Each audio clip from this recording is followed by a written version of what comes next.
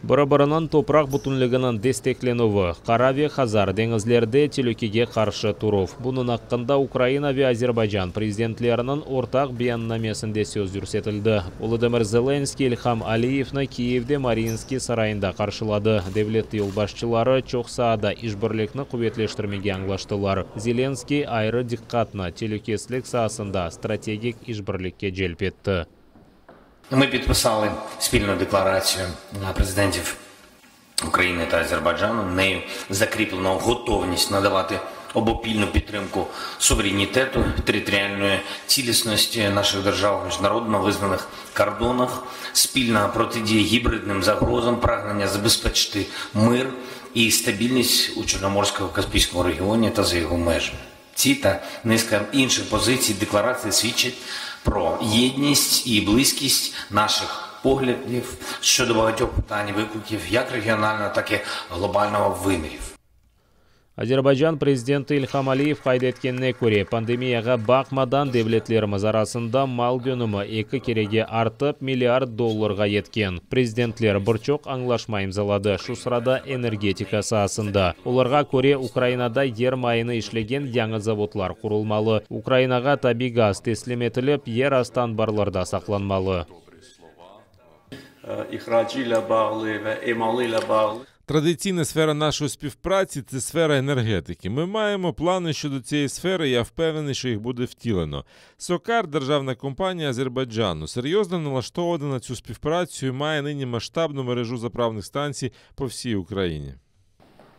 Нафтогаз шirketining baş idarəçisi Yuriy Vitrenko ve Azerbaycan iqtisadiyyat naziri Mikhail Jabbarov energetika boyunca memorandumni imzaladı. Bu vəsiqaga göre devletler Ukrayna yer mayı ve gaz bazarında ortak leyhalarının yerine getirilmesi için şaraitler yaratacak. Söz Ukraynaga yer mayının teslim etilmesi ve yangi faydalı kazıntılarının araştırılması hakkında keti. Türkiye parlamentinde Qırım platformasını teşkil etmege ve Qırım meselesini hepsi xalqara meydanlarında көтермеге çağırdılar. Ukrayna-Türkiye dostluk gruppasına kirgen Ukrayn deputatlarının Türkiye'ge resmi ziyareti sonuna keldi. Ukrayna temsilcileri Türk deputatlarının toplaşular vaqtında Rus tejavuzu Ukrayn sınırlarında olgan vaziyet hakkında haber etip, Ukrayn mabuslarının Rus hapishanelerinden azat etilmesinde yardım etmege çağırdı. Heyet yol başçısı, halkı deputatı Rustem Umerov айтқанына көре февральның 3-інде Түркия президенті Реджеп Тайып Ердоған Українаны зиярет етмеге планлаштыра. Сподіваємося, що коли приїде 3 лютого президент Туреччини в Україну, ми вже підпишемо декілька угод. Одна з угод, яких ми очікуємо ратифікації в турецькому парламенті, це угода про будівництво квартир для внутрішньо переміщених осіб з Криму, кримських татар. Сподіваюсь, друга угода, яка ми очікуємо, це буде військова угода. Ми розповіли нашим колегам стан зараз про політв'язнів, про воєннополонених. Запросили наших колег також підтримувати ці меседжі на всіх міжнародних майданчиках, де вони присутні. Ми також зазначили, що зараз тільки успішний кейс, який був у нас за останні 8 років, це був через Туреччину, через перемовини Туреччини щодо політв'язнів, з яких Ахтемага і Чігос і Ільміра Умєров вийшли. Тому ми ще раз звернулись до турецького парламенту, щоб вони підтримали свій кабінет міністрів, МЗС, щоб вони вели перемовини. Обмены – это не тот путь, который с каким можно защитить права людей. Сегодня мы, отдав весь наш обменный запас, освободим дом. Но у нас сейчас около 200 заключенных там в руках русских. А завтра Путин может в 10 раз больше набрать. Поэтому нужно всестороннее международное давление на эту страну-агрессора.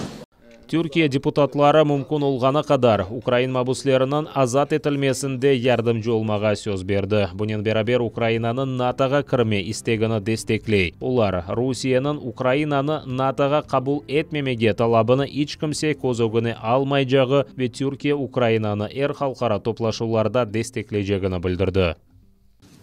Українанın. Ми всі уважно слідкуємо за подіями на кордоні і особливо за накопиченням там військової присутності Росією. Ми повністю підтримуємо ідею того, що Україні дати план дій щодо членства в Альянсі. Ми дуже чіткі в наших підходах щодо суверенітету та територіальної цілісності України, як в рамках ПАРЄ, так і у парламентській асамблеї НАТО.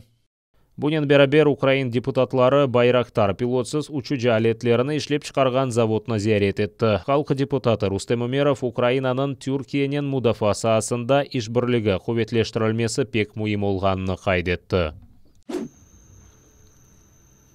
Диварлар ишіле камераларда дымлық ве суық. Шикаетлер үшін кувветчилерден коркузулар. Ишгалчылар тарафындан 14 жылға махкум етілген сияси мабус Сервер Мустафаев Ростов вилаятының изоляторында олған инсаниетсіз шарайтлер аққында тариф еткен. Москва вилаятында ерлешкен Власиха шерінің махкемесі Бахчисарайда тутулып Хизбут Тахрирге алақасы бар деп терроризмде қабатланып махкум етілген Бахчисарай сакинлерінің шикаетлеріні бақмаға девам етті. Сервер Мустафаев адвокатларға оларға инсан жасына шарайтлер яратылмасы үшін прокуратура ве Русияда инсан хақлары бойынша векилетлиге муражат етмеге рижа еткен. Адвокат Эдем Семидляев хабар еткеніне көре олар сияси мабуслерге, айванларға олғаны кібі мунасибет олмасына yol бермезлер.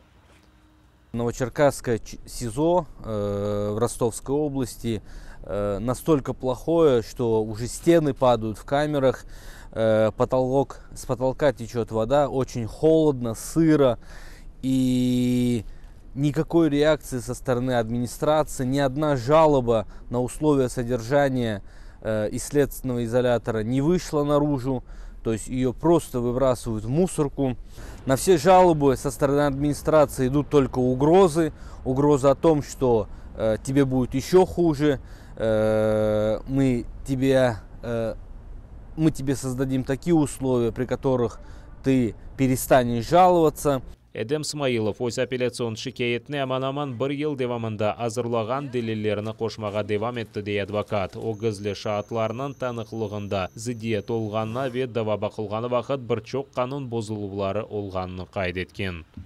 Настолько было горячий этот допрос, что даже суд не мог себя сдержать и постоянно выкрикивал какие-то реплики, какие-то замечания в адрес адвокатов.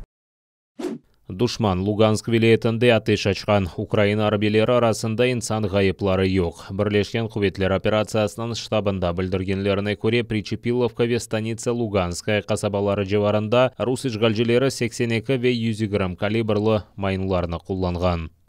Завдяки зусиллям наших воїнів, рубежі українських підрозділів залишилися незмінними. Станом на 11 годину поточної доби порушень режиму припинення вогню з боку російсько-окупаційних військ не зафіксовано. Підрозділи Об'єднаних сил продовжують виконувати визначені завдання з відсічі і стримування збройної агресії Російської Федерації. Русия өз арбилеріне қаршы провокацияларны азырлап, бұнда Украинаны қабатламаға істей. Бұны Украина истихбаратының баш идаресінде білдірділер. Милли телекөсілік бойынша Америка президентінің мислиячысы Джейк Салливан да бұнын аққында хабар етті. Бұнын бәрібер Русия Украинаға кені ұжым етмек үшін себепні уйдыра біледей. Фақат Салливан айтқанына көре истихбарат қызметі Русия вазиетні кескінлештірмеге қарар етежекмі аңлашмады. Наше розвідувальне співтовариство обробляє інформацію, що Росія проводить роботу, щоб сфабрикувати привід для вторгнення, включаючи саботаж та інформаційні операції, звинувативши Україну у підготовці нападу на російські сили на сході України. Ми бачили це у 2014 році, і ми бачимо це знову. Кения мектебінің талебелері мектеп ралелеріне қайтқанына пек қуана. Орта умум тәсіл мектеплері пандемиядан себеп 1,5 жылдан зияде қапалы еді. Коронавирус пандемиясы тек Кениядаки балаларының дегілде башқа мемлекеттеки балаларының яшайышына деңіштірді. Осып келген несіл изоляцияға ұғырады. Енді экспертлер пандемия балаларға не қадар зарар кетіргеніні саймақта. ЮНИСЕФ тешкілятының мутихассылары қайд еткеніне көре пандемия бекленілгенінден біле чоқ зарар кетірді. Фухаре девлетлерде бұда яқшы көрінежек дейлер. Деякі діти під час локдауну мали доступ до власного комп'ютера, вони добре вчилися, але в інших були труднощі. Вони, можливо, відставали в англійській та математиці, оскільки не могли вчитися з дому. Экспертлернен вкырне көре пандемия талебелернен оқуына да менфи тесір етті. Раптом вони опинилися в ізоляції. Зараз їм складно дотримуватися вказівок, які їм дають. Їм складно концентруватися та зберігати увагу. Америкалы профессор Балайкама Вирендесар коронавирус пандемиясы пейда олмастан эвел 290 баладан ибарет олған группаны огренген. Оның сөздеріне көре изоляция оларынан инкишафына баяғы тесір еткен. Були невеликі розбіжності у їх рухових проявах, здібностях до раннього навчання, у спілкуванні та поведінці. Екімнан сөздеріне көре пандемия балаларынан юрмек ве чапқалама қабилетіне тесір етмеген, ама башқа шейлерде бұйық із қалдырды дей. Це більше стосується їхньої моторики, як вони поводяться з предметами, переміщують їх, як аналізують інформацію та поводяться з предметами в їхньому середовищі. Екімнан сөздеріне көре шымды ең esасы пандемияның тесіріні эксілті балаларына ади яшайыз шарайтлеріне қайтармақтыр. Алманияда Сурия истихбарат қызметінен сабық хадиманы омырлы қапыз жазасыны белгіледілер. Анвар адлы полковникны Ольдыров намустан кечуп ве инсаниетлікке қаршы жинайетлерді қабатлы оларақ таныдылар. Рейнольд Фальц топырағындаки Кобленц шерінің махкемесі дүнияда ilk оларақ бөлі қабатлауларына Сурия devletінен бағлады. Сөз Сурияда граждан женкінің башында япылған жинайетлерді қабатлаулар аққында кете. Прокуратура Анварыны Дамаста баш истихбарат қызметінің апсханесінде олған 58 Ольдыров азапларға чектіровді қабатлаулар ақтаныды. О вақыт Анвар бұ апсханеде ел басшы еді, ама о эпысы қабатлауларны рет етті. Махкеме бинасы янында граждан женкі себебінден Сурияден қачқан инсанлар топлашты. Ясминнің 5 ағасы женкте еляк олған. Правосуддя відбудеться, коли ми дізнаємося, що мета, заради якої вони протестували, була досягнута, і коли Сирія стане демократичною та справедливою. Махкеме отырышыны универсаль юрисдикция принципіне көре кечірділер, яғни башқа мемлекетте япылған жинайетлерді ябанжыны месулетті кечектілер. Кечкен сене Алманияда Эйят адлы Сурия истихбарат қызметінен да бір сабық хадимыны ади инсанларының азапларға чектірілмесінден себеп 4,5 yıllık апыз жазасына махкем еттілер. Бұл дүнияда Сурияда граждан женкі вақтында devlet тарапынан азапларға чектіру себебінден açılған ilk жинайет давасыдыр. Сурия акимиеті мабуслерін азапларға чектіргенні рет еті. Кележек hafta Франкфурт махкемесінде Холмс шеріндегі арби хастаханеде мабуслеріні азапларға чектірілгенінде қабатланған Сурия екімінің давасыны бақажақлар. Бұндан ғайры Алмания прокуратурасы бұл екімні мабуске ольдыручы инъекциянен ине ұрғанында қабатлай. Сөз сырасы Сурияге низбетен халқара трибунал яратылмасы интылулары муафақиетсізлікке ұғырады.